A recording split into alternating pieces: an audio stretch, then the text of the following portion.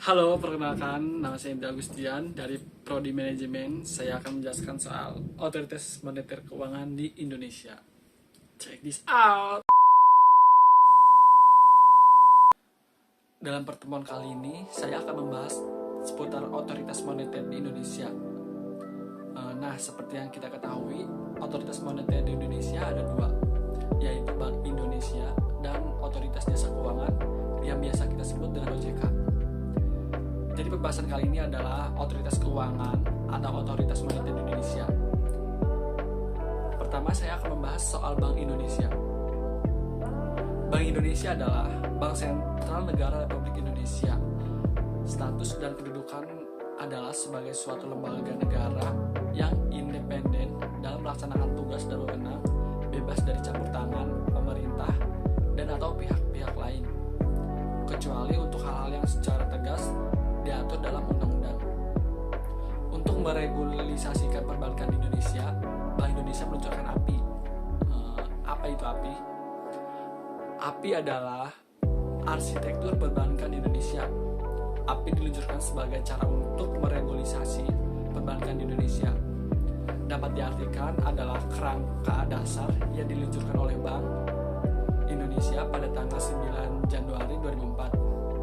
API diluncurkan sebagai salah satu upaya pemerintah dan Bank Indonesia dalam rangka membangun kembali perekonomian Indonesia melalui penerbitan buku putih pemerintah sesuai dengan Impres nomor 5 tahun 2003, di mana API ini menjadi salah satu program utama dalam buku putih tersebut. API sendiri memiliki visi di mana API menciptakan sistem perbankan yang kuat, yang hebat, yang sehat, dan efisien guna menciptakan kestabilan sistem keuangan nasional dalam rangka mendorong pertumbuhan ekonomi nasional. Ya, jadi di sini untuk merealisasikan caranya dengan strategi seperti apa? Nah, untuk merealisasikan visi dari API ini, maka ditetapkan 6 pilar API. Yang pertama yaitu 1, menciptakan struktur domestik yang sehat, mampu memenuhi kebutuhan masyarakat, dan mendorong pembangunan ekonomi nasional yang berkesinambungan. Yang kedua, menciptakan sistem peraturan dan pengawasan bank yang efektif dan mengacu pada standar nasional. Yang ketiga, menciptakan industri perbankan yang kuat, yang memiliki daya saing tinggi serta memiliki ketahanan dalam menghadapi risiko. Yang keempat, dalam menciptakan good corporate dalam memperkuat kondisi internal perbankan nasional.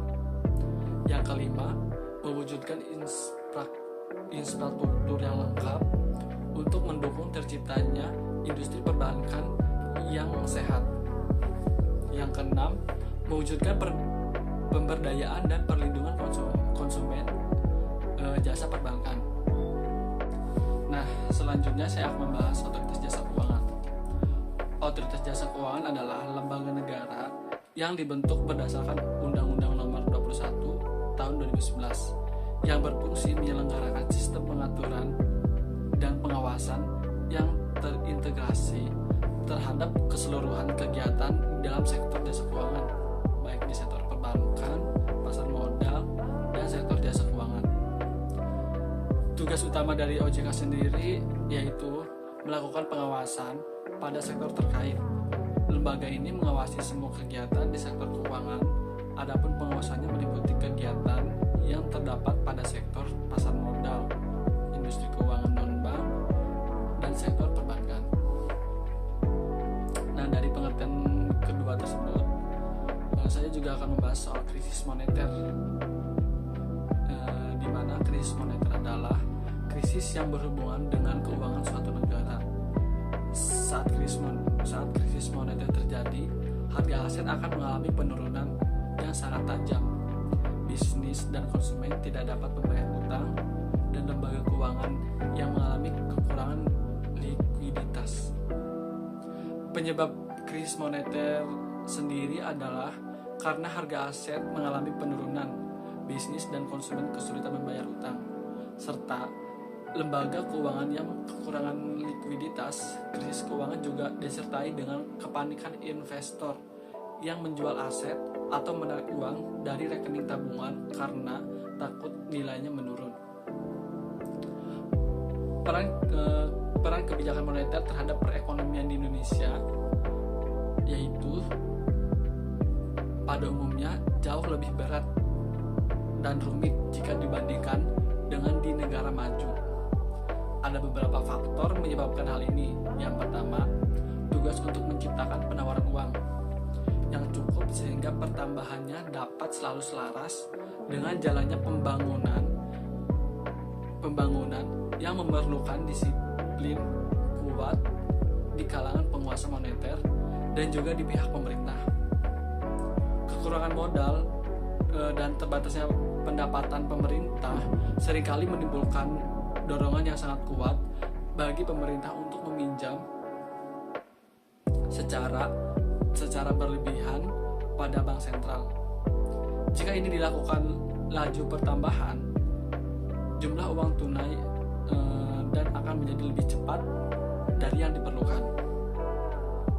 Kedua, bank sentral di negara berkembang harus lebih teliti dan berhati-hati mengawasi perkembangan penerimaan value asing dan mengawasi kegiatan dalam sektor luar negeri, ekspor maupun impor.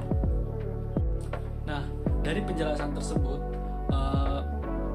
tugas peran dari Bank Indonesia dan Otoritas Jasa Keuangan yang dimana Bank Indonesia berperan untuk mengatur kestabilan keuangan di Indonesia, sedangkan Otoritas Jasa Keuangan berperan untuk mengawasi lembaga keuangan di Indonesia. Cukup sekian penjelasan kali ini.